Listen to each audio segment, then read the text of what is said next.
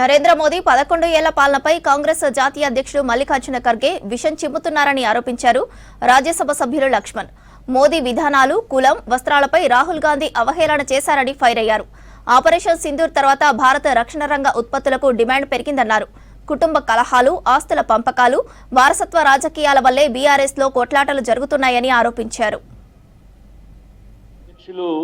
మల్లికార్జున ఖర్గే గారు వారు 11 సంవత్సరాల మోదీ గారి పాలన పైన వారు అసమంజసమైనటువంటి అచ్చేదినటువంటి పీడకలగా అభివర్ణిస్తూ ఈ 11 సంవత్సరాలు జరిగినటువంటి అభివృద్ధిని దేశం ప్రపంచంలో తారాస్థాయికి తీసుకెళ్లినటువంటి మోదీ గారి పట్ల వారు ఏ రకంగా విషం చిమ్మే ప్రయత్నం చేస్తున్నారో అది స్పష్టమవుతుంది.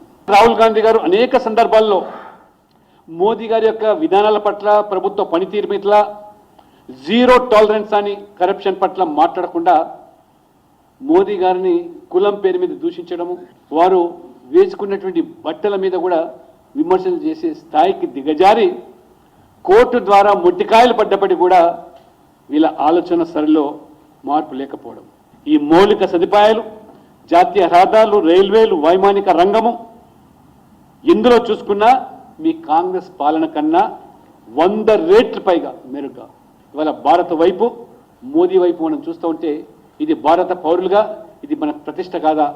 మోదీ గారిని ఇవాళ గ్లోబల్ లీడర్గా, మై బాస్గా అభివర్ణించేటువంటి అధినేతలు, ప్రపంచ దేశ అధినేతలు కొనియాడుతూ ఉంటే ఇది గర్వం కాదా?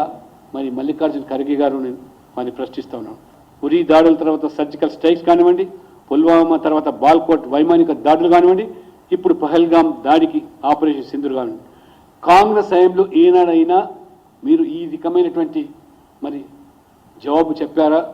ఆ రకంగా వారికి మరి పాకిస్తాన్కు బుద్ధి చెప్పారని చెప్పి ఇవాళ ఇది అచ్చేదిని కాదని చెప్పి ఇవాళ మల్లికార్జున ఖర్గే గారిని ప్రశ్నిస్తాం.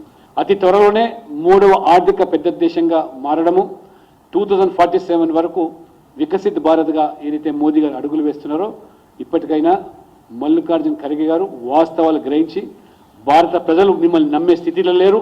3 రోజులు పడిగాపులు కాసి ముఖ్యమంత్రి రేవంత్ రెడ్డి గారికో లేకపోతే కాంగ్రెస్ నాయకులు ఇది తెలుగు ప్రజలకు, తెలంగాణ ప్రజలకు జరిగినటువంటి అవమానంగానే ప్రజలు ఇది భావిస్తారు. 10 సంవత్సరాలు బాగా అనుభవించి అక్రమ సంపాదన కూడగట్టుకొని సంపాదించడాన్ని కాపాడుకోవడానికి పదవుల కోసం ఆరాటపడేటువంటి, అందుకనే 2 తెలుగు రాష్ట్రాల్లో రసవత్తరంగా జరుగుతుంది. అంతకుముందేమో అన్నను వదిలిన బాణాలు చెల్లెళ్ళు, ఇప్పుడు చెల్లెలే తిరగబడుతున్నారు. దీనికోసమే ప్రజలు గమనిస్తాం.